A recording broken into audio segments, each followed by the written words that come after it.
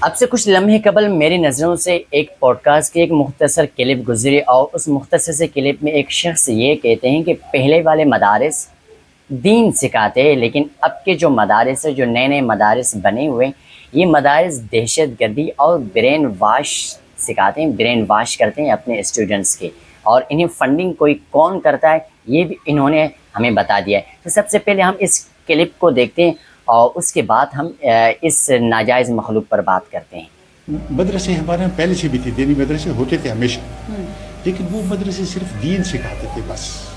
اچھا، یہ جو نئے مدرسے آئے وہ جہاد نہیں سکھاتے؟ یہ برین واشنگ کے لیے آئے، اچھا، یہ قتل کرنے کے لیے، قتال کرنے کے لیے، قتال سکھانے کے لیے آئے، ایکسٹریمزم۔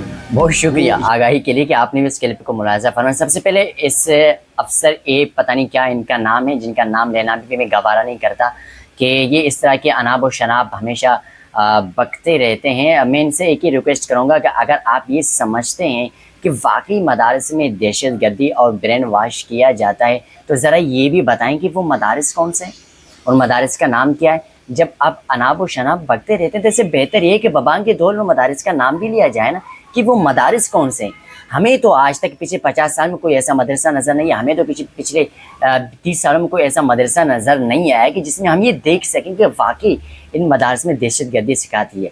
اگر جس دن ان مدارس میں دہشت گردی اور برین واش کیا گیا تو اس دن آپ کی یہ زمین آپ کو چھوٹی پڑ جائے گی، اس لیے کہ اب تک تو ان مدارس میں ہمیشہ قال اللہ اور قال رسول کی دین کی تعلیم دی جا رہی ہے اور دعوت تبلیغ دی جاتی ہے، شعور دیا جاتا ہے، دین کی خدمت کی جا رہی ہے۔ اب تک تو یہی ہم نے دیکھا ہے اور ہم دیکھ رہے ہیں، اور اتنی امید ہے کہ اگلے 100 سال تک بھی ان مدارس کا یہی کام ہوگا۔ جو آپ کہہ رہے ہیں یہ کام نہیں ہوگا، اور آپ جہاد کے انکار ہیں، یعنی ہزاروں حدیثیں، ہزاروں سینکڑوں آیاتیں ہیں جہاد کے بارے میں، آپ ان کا انکار کریں یعنی کہ آپ خود کفر میں ہیں۔ کافر تو یہی کہتے ہیں کہ آپ مزاحمت نہ کرو، تو آپ بھی وہی کر رہے ہیں کہ ایک قابض لوگ آپ کے اوپر آ کے ظلم کریں اور آپ ان پر مزاحمت بھی نہیں کریں، تو یہ آپ کی باتوں میں نا لوجک نہیں ہے۔ تو کوشش کریں اگلی بار جب بات کریں گے، جب اناب و شناب بکیں گے تو لوجیکلی بات کریں، کوئی ایسا پروف دیں کہ سمجھ میں آ جائے۔ آپ امریکہ اور ضیاء الحق پر کن کی باتیں شروع کر دیتے ہو۔ دیکھیں 5 فنگر از ناٹ ایکول۔ مدارس وہ کھلاتے ہیں، آج کے دور کے مدارس کی بات کی جو وفاق المدارس سے الحاق ہیں، جن کی نگرانی کی جاتی ہے، جن میں اگر چھوٹا سا بھی اس طرح کا شک و شبہ موجود ہوتا ہے تو اس مدرسے کو ختم کیا جاتا۔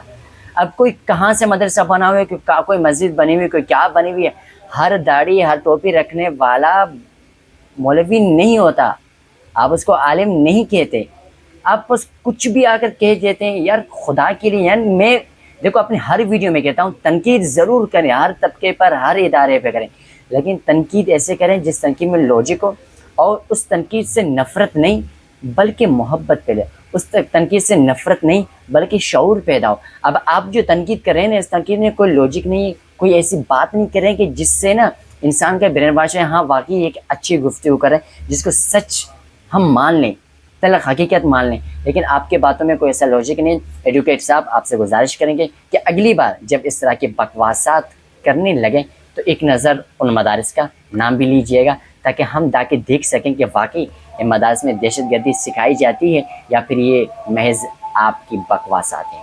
شکریہ، السلام۔